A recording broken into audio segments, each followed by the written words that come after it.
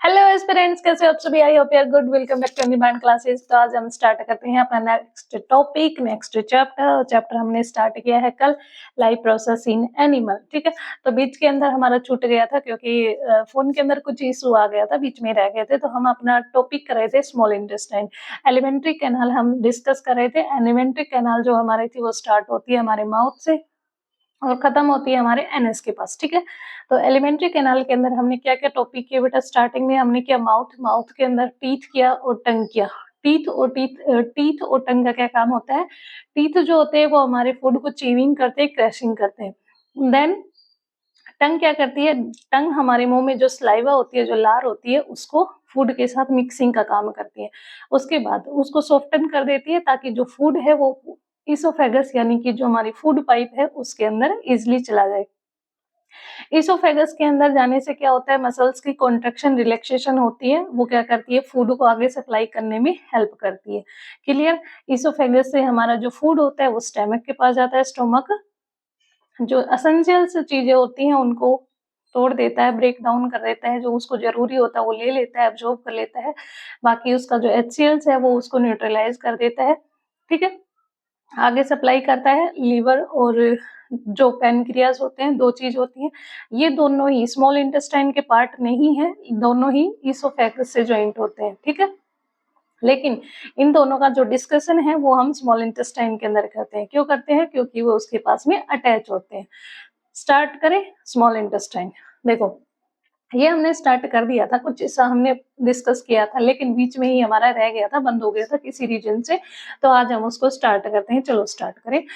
After it journey through the stomach the partial digested food move into the small intestine, यानी कि stomach की जो journey है उसके बाद में जो हाफ डाइजेस्टेड फूड है हमारा, यानी कि स्टमक ने उसको थोड़ा छोटे छोटे हिस्सों में थोड़ा डाइजेस्ट किया, अब्जॉर्ब किया और उसको आगे सप्लाई कर दिया। कहाँ कर दिया? स्मॉल इंटेस्टाइन के पास।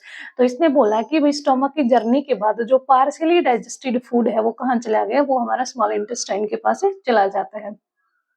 लुक एट फिगर, यानी कि फिगर ये दे रखा है 9.4 के अंदर, इसको आपको देखना है। It is a sketch of A scratched out alimentary canal. ये क्या है? एक जो हमारी एलिमेंट्री कैनाल है उसका स्क्रैच्ड फिगर दिखाया गया है हमें, क्योंकि इतने लंबे चौड़े पोर्शन के अंदर हमारे एलिमेंट्री कैनाल का पूरा डायग्राम नहीं आता। जैसे कि ऊपर के डायग्राम में देखो, ऊपर का ये डायग्राम है, फर्स्ट जो डायग्राम था हमारा चैप्टर का उसको शो करेंगे एक बार।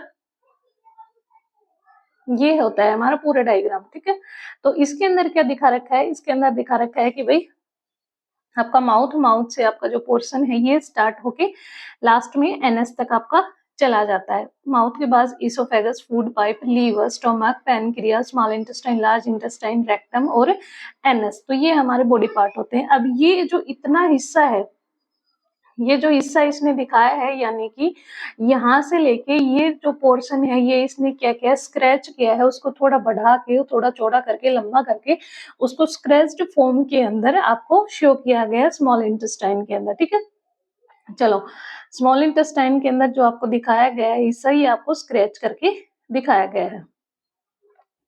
Guess how long it is. जो ये स्मॉल इंटेस्टाइन है आप बताओ कितनी लंबी हो सकती है?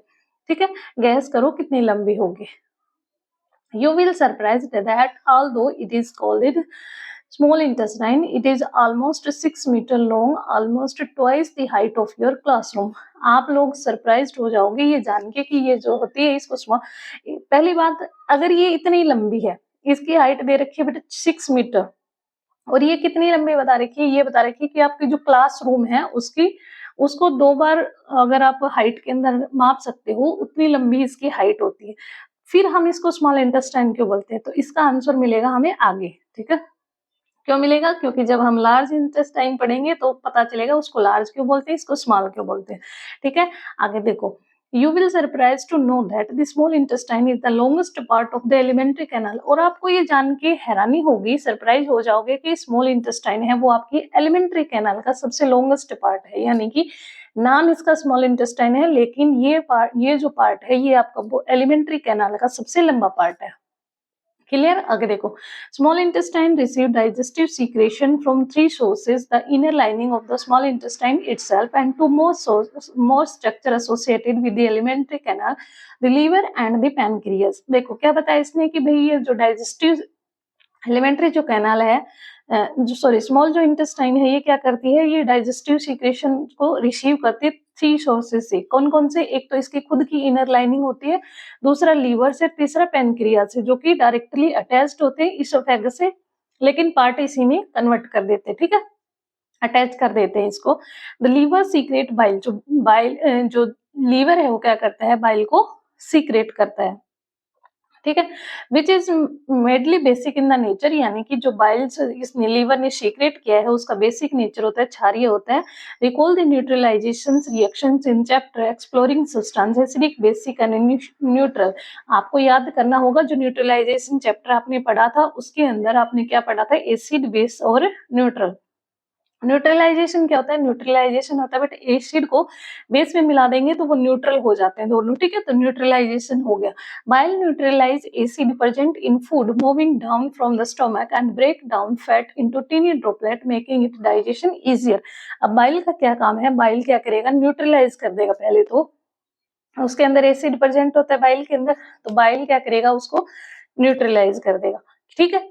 फिर क्या करेगा, वो फूड को न्यूट्रलाइजेशन करने के बाद क्या करेगा, फूड को छोटे छोटे हिस्सों में, छोटे छोटे टीनी ड्रॉपलेट के अंदर तोड़ देगा। कुछ तो फूड स्टमक के पास टूट गया है, कुछ जो बचा है वो स्मॉल इंटेस्टाइन में टूट जाएगा। फिर लीवर क्या करता है, लीवर फैट को ड्रॉपलेट करता है, यानी कि फैट को ब्रेक डाउन करता है छोटे छोटे हिस्सों के अंदर। लीवर का क्या काम है, लीवर फैट को ब्रेक डाउन करता है। तो जब आपने देखा होगा ना किसी इंसान के अंदर मोटापा ज्यादा बढ़ जाता है तो बोलते हैं इसका फैटी लीवर हो गया, ठीक है। तो लीवर का काम क्या होता है, लीवर जो बाइल जूस सीक्रेट करता है वो न्यूट्रलाइज करके वो फैट को ड्रॉपलेट करता है, यानी कि फैट को छोटे छोटे हिस्सों में तोड़ देता है और उसको क्या बनाता है, फूड को इजियर टू डाइजेशन, यानी कि डाइजेशन करने में इजी होती है, ठीक है। आगे चलो, उसके बाद हमारे पास आता है पेनक्रियाज। पेनक्रियाज क्या करता है, पेनक्रियाज एक जूस सीक्रेट करता है जिसको आप पेनक्रिएटिक जूस बोलते हैं, और ये पेनक्रिएटिक जूस क्या करता है, ये भी क्या होता है, बेसिक होता है, ठीक है।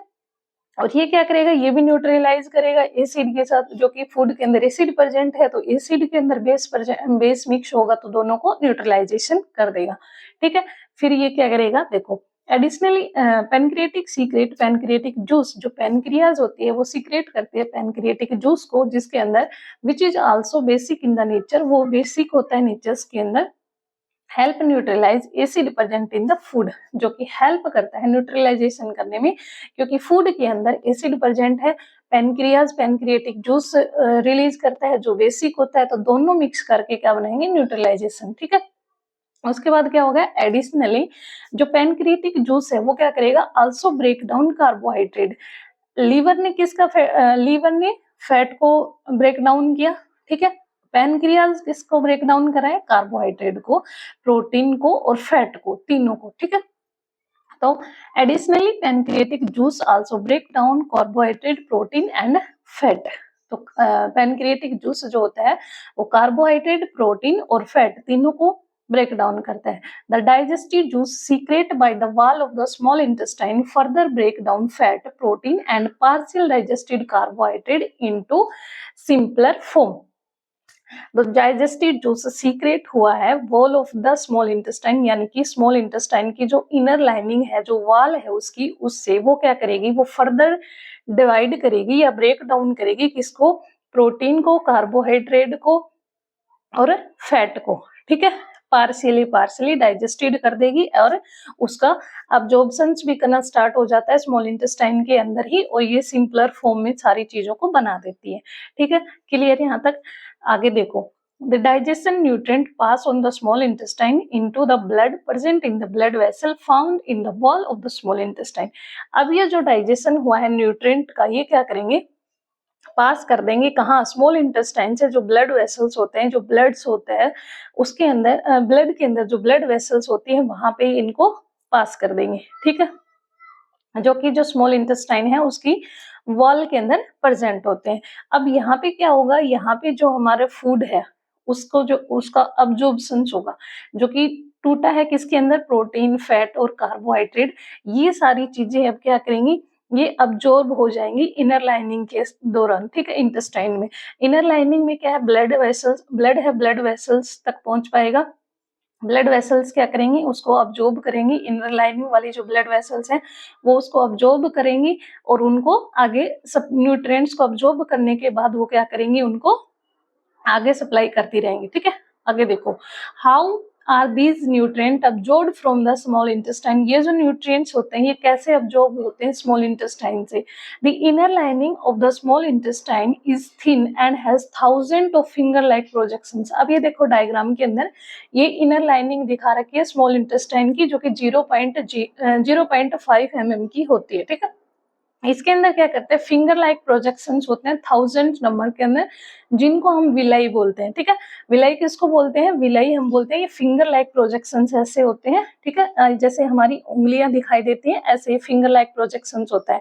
या फिर आप कोम्ब की शेप देख सकते हो, जैसे हमने यहाँ पे कंघा रखा है उसके ऊपर जो ये ऐसे ऐसे होते हैं ना, ठीक है, ये फिंगर लाइक प्रोजेक्शंस बोलते हैं इसको। और ये होती है विलाई, ठीक है, फिंगर लाइक प्रोजेक्शंस को विलाई बोलते हैं।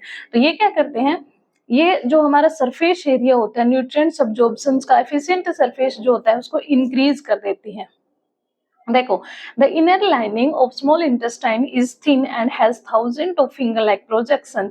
जो हमारी इनर लाइनिंग होती है स्मॉल इंटेस्टाइन की वो थिन होती है, वो क्या करती है, उसके अंदर 1000 नंबर के अंदर फिंगर लाइक प्रोजेक्शंस होते हैं, जो क्या करते हैं, वो सरफेस एरिया को इंक्रीज कर देते हैं ताकि वो एफिशिएंट न्यूट्रिएंट्स को अब्जॉर्ब कर सके, ठीक है।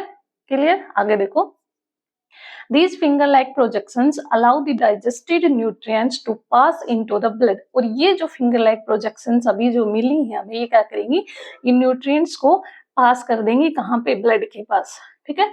These nutrients provide energy। और यही nutrients से हमें क्या मिलती है, एनर्जी मिलती है हमारे शरीर को, हमारी ग्रोथ के लिए, हमारी बॉडी रिपेयर के लिए और हमारे प्रॉपरली फंक्शन के लिए। क्लियर, तो टोटल अब्जॉर्प्शंस लगभग सारा कंप्लीट अब्जॉर्प्शंस हमारा स्मॉल इंटेस्टाइन के पास होता है। बचा कुचा लास्ट में लार्ज इंटेस्टाइन करती है और फिर रेक्टम एनएस से बाहर। आगे देखो, साइंस और सोसाइटी के अंदर आज हमारे पास क्या है, कोई नया फैसिनेटिंग फैक्ट मिलेगा। साइंस और सोसाइटी के अंदर है, celiac disease is a condition in which the body reacts to gluten, a protein found in wheat, barley and rye।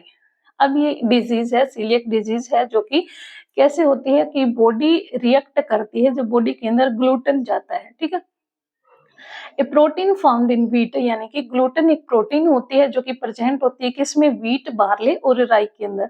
This reaction damage the inner lining of small intestine. और ये क्या करती है, जैसे ही हमने मान लो गेहूं की रोटी खाई है जिसके अंदर ग्लूटेन प्रेजेंट होता है गेहूं के अंदर, तो अगर हमने गेहूं की रोटी खाई, किसी इंसान को अगर गेहूं की रोटी सूट नहीं करती है, उसको एलर्जेटिक मतलब एलर्जी टाइप का होता है कुछ बॉडी के अंदर, तो वो कैसे होता है, क्योंकि उसकी जो स्मॉल इंटेस्टाइन होती है, उसकी जो इनर लाइनिंग होती है वो उसको डाइजेस्ट नहीं कर पा रही, उसको अच्छे से अब्जॉर्ब नहीं कर पा रही, उसके न्यूट्रिएंट्स को अब्जॉर्ब नहीं कर पाती, जिस कारण से क्या होता है, as a result the intestine can not function properly. तो जो इंटेस्टाइन है वो अच्छे से काम नहीं कर पाएगी। The only way to manage coeliac disease is to avoid food that contain gluten. और इस डिजीज से बचने के लिए सिर्फ एक ही रास्ता है कि जो हमें क्या करना चाहिए, ग्लूटेन फ्री अनाज खाने चाहिए। जिसके अंदर ग्लूटेन प्रेजेंट है वो अनाज से हमें बचना चाहिए, जिसके अंदर ग्लूटेन नहीं है वो अनाज हमें लेनी चाहिए, वो भोजन हमें खाना चाहिए। उसके अंदर कौन कौन से आते हैं, उसके अंदर जिसके अंदर आते हैं ज्वार, बाजरा और रागी। ये फूड जो है ये गुड अल्टरनेटिव है क्योंकि they are naturally gluten free. Clear, आगे देखो, नेक्स्ट टॉपिक है हमारे पास large intestine. After most of the nutrient are digested and absorbed in the small intestine, यानी कि लगभग कंप्लीट न्यूट्रिशन और डाइजेशन होने के बाद हमारे पास बचता है स्मॉल इंटेस्टाइन में अब्जॉर्ब हो गई सारी चीजें, उसके बाद हमारे पास बचता है what happened to undigested food. जो थोड़ा बहुत अनडाइजेस्टेड फूड बचा है उसका क्या होगा, ठीक है। आगे देखो, it move into large intestine, वो स्मॉल इंटेस्टाइन से पास अवे करेगा, लार्ज इंटेस्टाइन में आ जाएगा। The large intestine is about 1.5 metre in length. तो लार्ज इंटेस्टाइन की कितनी लेंथ है 1.5 मीटर, ठीक है, और स्मॉल इंटेस्टाइन 6 मीटर।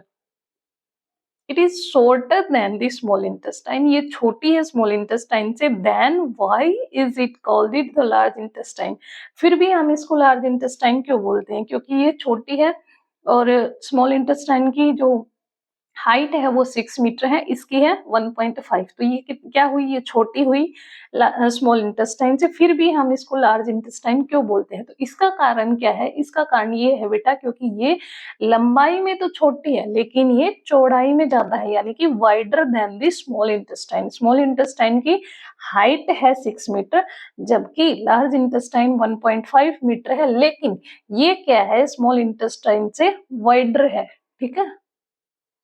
देखो मिल गया रीजन आपको, ये है wider than the small intestine. The large intestine absorbs water and some salt from the undigested food, thus making the waste semi-solid.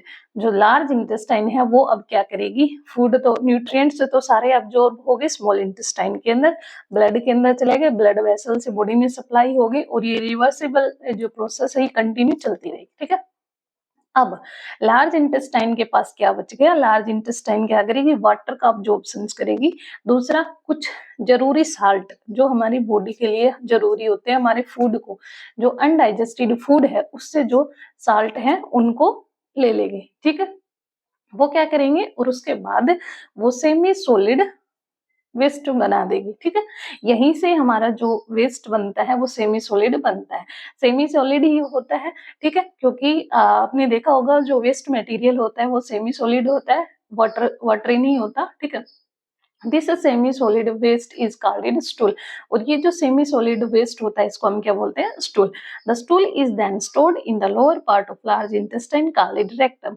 जो स्टूल है वो कहाँ स्टोर होता है, लार्ज इंटेस्टाइन का एक पार्ट होता है रेक्टम, वहां पे ये जाके स्टोर हो जाता है until the body is ready to get rid of it, और उसके बाद जो बॉडी है आपकी वो इसको बाहर करने के लिए रेडी हो जाती है। Eating fibre rich food like fruit, vegetable and whole grain help the large intestine function properly by making the stool easier to pass. अब आप लोगों को जो फाइबर रिच फूड होते हैं या जैसे कि फ्रूट, वेजिटेबल्स या फिर होल ग्रेन यानी कि साबुत अनाज जो होते हैं वो खाने चाहिए, क्योंकि जो लार्ज इंटेस्टाइन होती है वो प्रॉपरली फंक्शन कर सके और जो आपका स्टूल है वो इजियर टू पास अवे हो सके, ठीक है।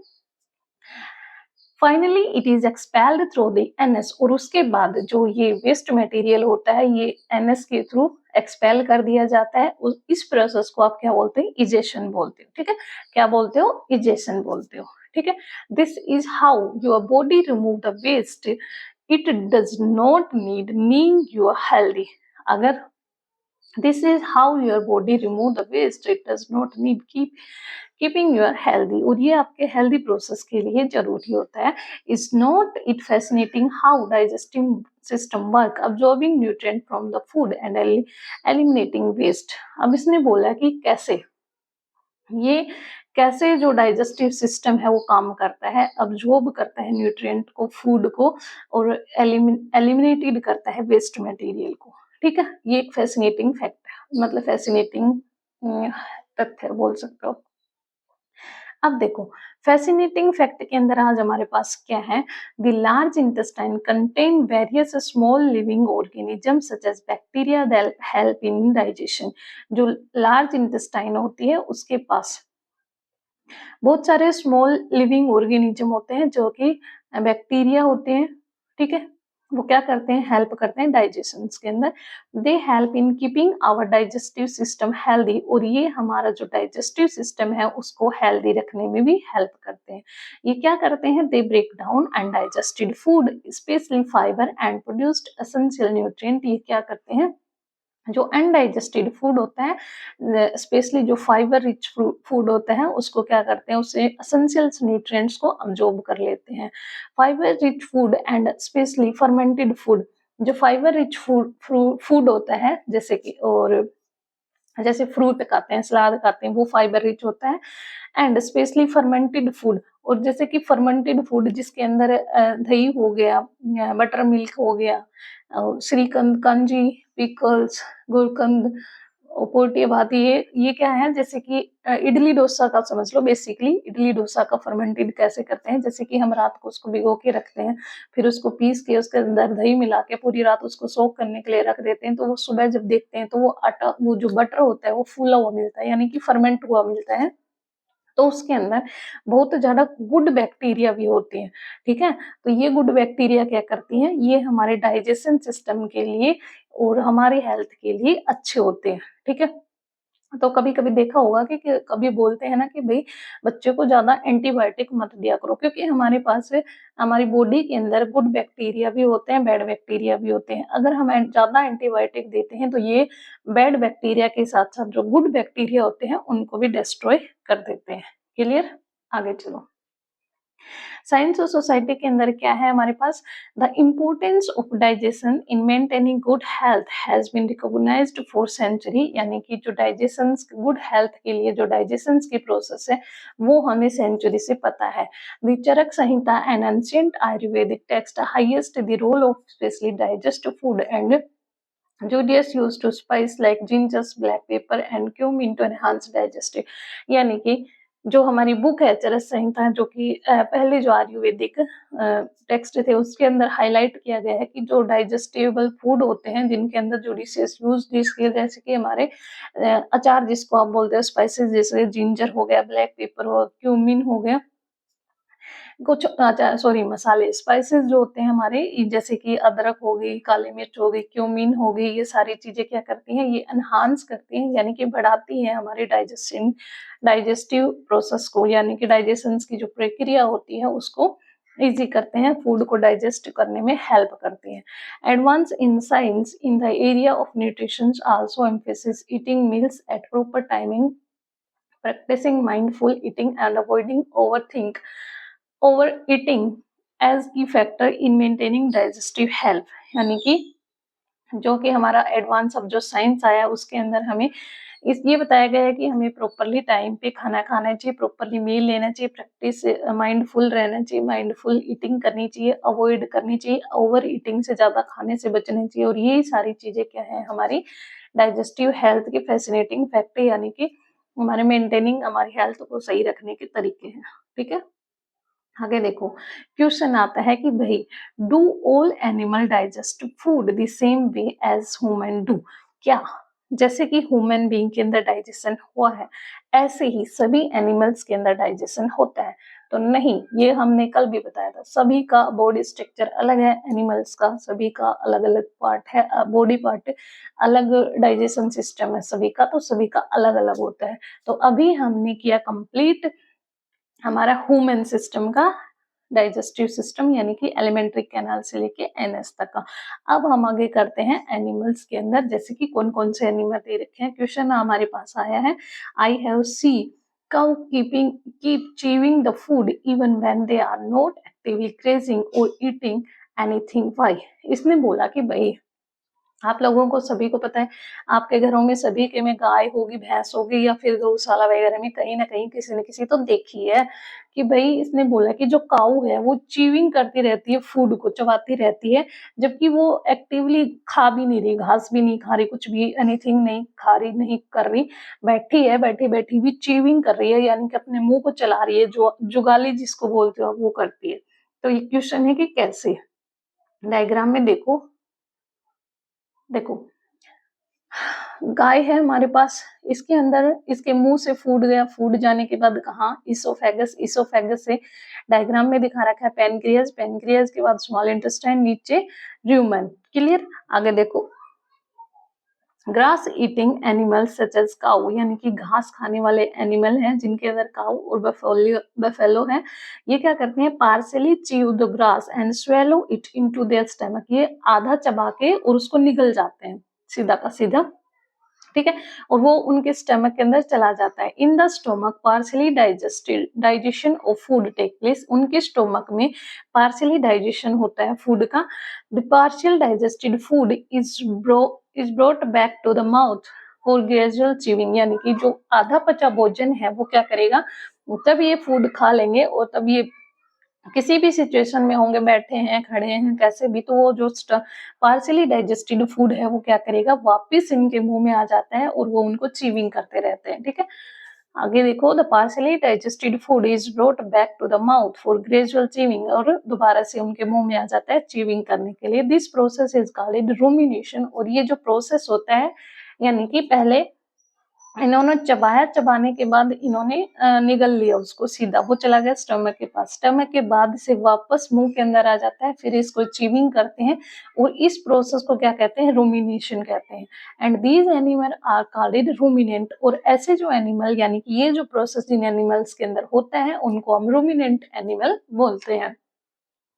A cow spend about 8 hours a day just chewing for the food। एक गाय जो होती है वो इस प्रोसेस को करने के लिए लगभग 8 घंटे का टाइम लेती है प्रॉपरली इस फूड को चीव करने के लिए। ठीक है,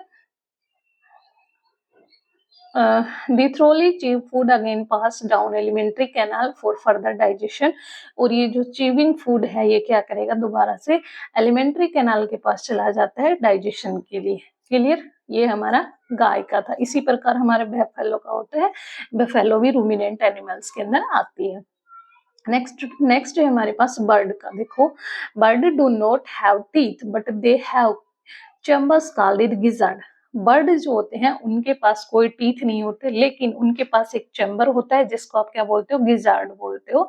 डायग्राम में देखो, डायग्राम में पहले बीक है बर्ड के पास, बीक से इसोफेगस यानी कि फूड पाइप के पास गए, वहां से स्टमक, स्टमक के पास गिजार्ड, गिजार्ड के बाद इंटेस्टाइन है। क्लियर, तो बर्ड्स के पास एक चैम्बर होता है गिजार्ड, जहां पे क्या होता है,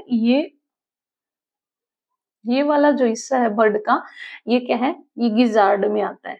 क्लियर, ये जो डायग्राम में अभी शो कर रखा है गिजार्ड। ठीक है, ये स्टमक, इसोफेगस, इंटेस्टाइन, ये बीक हो गई। ओके, देन देखो, गिजार्ड में क्या होता है, जब food is broken down by the contraction and relaxation, जो फूड है, यानी कि किसी भी बर्ड ने अपनी बीक से कुछ उठाया तो उसके साथ कंकर पत्थर जो भी एक्स्ट्रा मटेरियल होता है वो भी चले जाते हैं, तो ये सीधा निगल जाते हैं। तो निगलने के बाद वो फूड कहाँ चला जाता है, गिजार्ड में चला जाता है। तो गिजार्ड में क्या आता है, कॉन्ट्रैक्शन रिलैक्सेशन, कॉन्ट्रैक्शन रिलैक्सेशन की प्रोसेस चलती रहती है उसको तोड़ने के लिए। तो गिजार्ड के अंदर क्या होगा, देखो, often with the help of grit small stone that the bird swallow, यानी कि अभी हमने बताया कि जब बर्ड कुछ भी खाते हैं तो उनके साथ कुछ जो ग्रिट होते हैं वो चले जाते हैं, कंकर पत्थर जो, क्योंकि ये अनाज को सीधा निगलते हैं तो उसमें जो जब बीक से उठाते हैं तो चला जाता है। ठीक है, स्मॉल स्टोन उनके अंदर चला जाता है। तो जैसे ही उनका गिजार्ड के अंदर कॉन्ट्रैक्शन रिलैक्सेशन होगा तो जो आपने, जो इन्होंने एक स्टोन, जब स्टोन इनके फूड के साथ जो चला गया, स्मॉल ग्रिट जो चला गया, वो क्या करेगा, वो उसके फूड के साथ कॉन्ट्रैक्शन रिलैक्सेशन में आके और वो जो स्टोन है उस फूड को तोड़ देगा। ठीक है, देखो, this show that animal exhibit variations in the structure and function of the alimentary canal to adapt to different way of digestion different kind of food. ये शो करता है कि जो एनिमल होते हैं वो क्या करते हैं, उनके स्ट्रक्चर्स और उन फंक्शंस के अंदर वेरिएशंस होते हैं, डिफरेंट तरीके से फूड को लेते हैं, डिफरेंट तरीके से उनका फूड जो होता है वो डाइजेस्टिव होता है अलग अलग प्रकार से। We have learn that the nutrient from digested food are carried to different part of the body, और हम ये भी सीखते हैं कि जो न्यूट्रिएंट्स होते हैं जो कि हमें डाइजेस्टिव फूड से मिलते हैं वो हमें बॉडी के अलग अलग पार्ट में कैरिड आउट होते हैं। ठीक, some of the nutrients help build and repair of the body, while others like sugar are broken down inside the body to release energy। कुछ न्यूट्रिएंट्स क्या होते हैं, हमारी बॉडी में हेल्प करते हैं बिल्डअप करने के लिए, रिपेयर करने के लिए, हीलिंग प्रोसेस के लिए। ठीक है, लेकिन कुछ जो दूसरे एलिमेंट होते हैं वो क्या करते हैं, न्यूट्रिएंट्स क्या करते हैं, शुगर को तोड़ते हैं हमारी बॉडी को एनर्जी रिलीज करने के लिए। ठीक है, this process by which nutrients are converted into usable energy is called respiration। अब बताओ respiration क्या होता है। देखो, respiration क्या होता है, ये नहीं है कि हमने सांस लिया और छोड़ा, यानी कि एक्सेल और इनहेल करने को हम respiration नहीं बोल सकते। अगर आप सांस लेने को और सांस छोड़ने को respiration बोलते हो तो ये आप गलत बोलते हो। इसने बोला कि भाई रेस्पिरेशन वो होता है जिसके अंदर जो न्यूट्रिएंट्स हमने लिए हैं वो कन्वर्ट हो जाते हैं एनर्जी के अंदर, एनर्जी फॉर्म के अंदर। जैसे ही हमने कुछ खाना खाया वगैरह, ठीक है, तो रेस्पिरेशन क्या हुआ, रेस्पिरेशन जो हमारे न्यूट्रिएंट्स थे जो हमने सांस लिया, उसके जो सांस लेने के बाद जो ऑक्सीजन उनको मिली वो क्या करेंगे, न्यूट्रिएंट्स को कन्वर्ट करेंगे एनर्जी की फॉर्म में, और वो रेस्पिरेशन की प्रोसेस कहलाती है। Let us now explore how this process occur in the animals, यानी कि इस प्रोसेस को हम एक्सप्लोर करते हैं कि ये एनिमल्स के अंदर कैसे होती है। तो रेस्पिरेशंस इन एनिमल्स ये हम कल करेंगे स्टार्ट, क्योंकि बेटा ये पूरा टॉपिक एक साथ पढ़ने में ही मजा आएगा। अगर हम इसको आधे टुकड़ों में तोड़ देंगे तो कल हमें अच्छे से समझ नहीं आएगा, हम एक साथ ही करेंगे, ठीक है। तो आज आपको टॉपिक कैसा लगा ये आप जरूर बताएं कमेंट सेक्शन में, और अगर आपको वीडियो अच्छी लगी तो लाइक से सब्सक्राइब। बाय।